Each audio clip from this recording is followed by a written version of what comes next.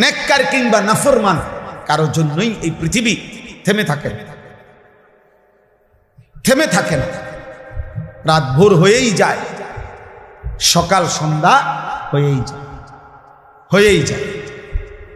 অতএব দোস্ত আমার, মৃত্যু এক চূড়ান্ত সত্য। কুল ইন্নাল মাউতাল্লাযী তাফিররুনা মিনহু ফাইন্নাহু মুলাকীকুম। আল্লাহ তাআলা বলেন, হে নবী বলে দিন, মৃত্যু থেকে তোমরা যেখানেই পলায়ন করো না কেন, সে নিজেই তোমাদের সাথে সাক্ষাৎ করবে। আইনামা তাকুনু ইউদরিকুমুল মাউত ওয়ালাউ কুনতুম ফি বুরুজিন মুশাইয়াদা।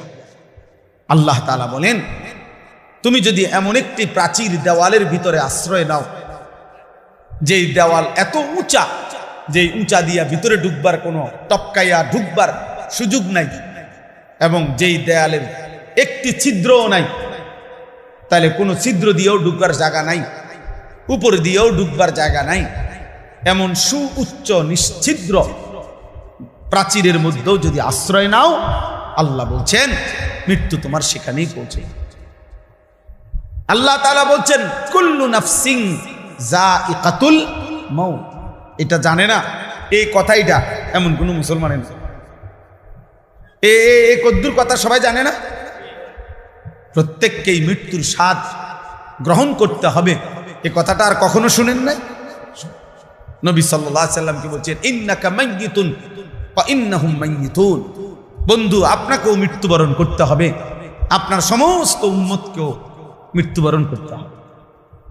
আল্লাহ নবীকে বলছেন, আল্লাহ কোরআনে বলছেন সাহাবাদেরকে, ওমা মুহাম্মাদুন ইল্লা রাসূল কাদ খালাত মিন ক্বাবলিহির রুসুল আফা ইম্মাতা আও কুতিলান কালাবতুম আলা আকাবিকুম।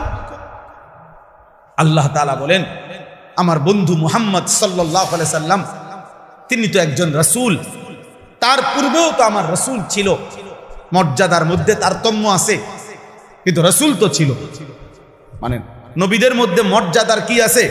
তারতম্য আছে। তিনি শ্রেষ্ঠ, কিন্তু তিনি রাসূল তো, কথা বলে না। তার পূর্বে রাসূল ছিল তো, হ্যাঁ।